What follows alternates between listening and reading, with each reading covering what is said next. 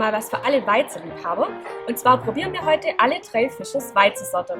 Weizenbier im Allgemeinen ist ein obergäriges Bier, das sich durch obergärige Aromen kennzeichnet, die in Form von einer gewissen Fruchtigkeit nach Banane, aber auch nach Gewürznote, nach Nelke sich auszeichnet.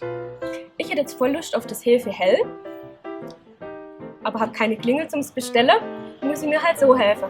Ding Dong! Bitteschön! Danke!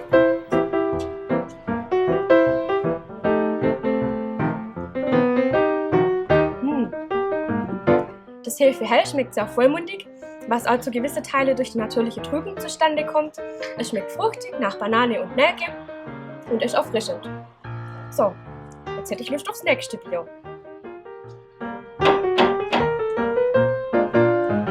Und hier das dunkle Hefe. Man sieht's, ja.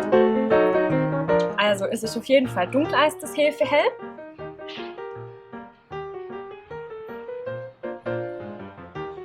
Ich empfinde es noch als einen Tick vollmundiger.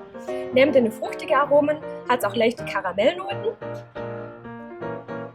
Kristallweizen haben wir auch noch. Ding Dong! Bin schon da! Man sieht schon hier, es ist kristallklar. Man sieht die Kohlensäure fein aufsteigen in den Schaum. Es ist wunderbar erfrischend.